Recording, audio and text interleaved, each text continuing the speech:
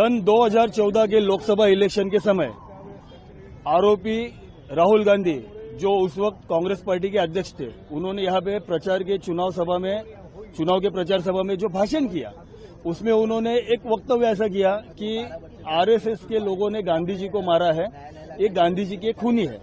ऐसा बयान उन्होंने उस सभा में दिया था। ये जो स्टेटमेंट है, ये पॉलिटिकली मोटिवेटेड और आरएसएस जैसी संगठन को बदनाम करने की एक साजिश थी। उनका पॉलिटिकल इंटेंशन था आरएसएस को बदनाम करना। वास्तविकता में देखा जाए तो महात्मा गांधी जी आरएसएस के लिए भी पूजनीय है और आरएसएस की गांधी जी की हत्या में कोई भी आरएसएस या आरएसएस के स्वयंसेवक का गांधी जी की हत्या में हाथ नहीं था।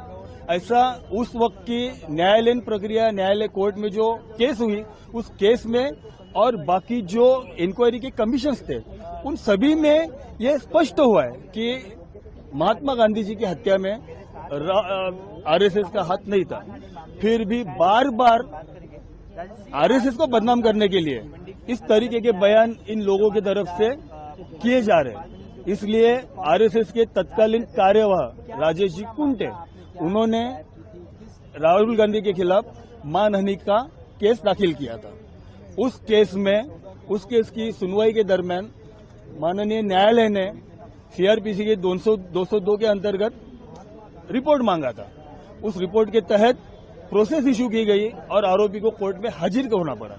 जब आरोपी कोर्ट में हाजिर हुआ, तब आरोपी को जमानत देनी पड़ी। आरोपी के जो उस वक्त के जो जमानतदार थे, हाल ही में उनका देहांत हो गया।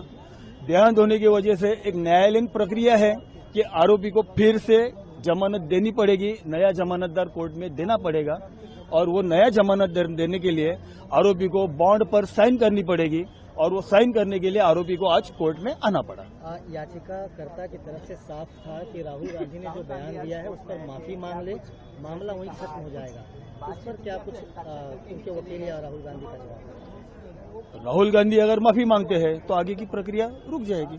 आप क्या मांग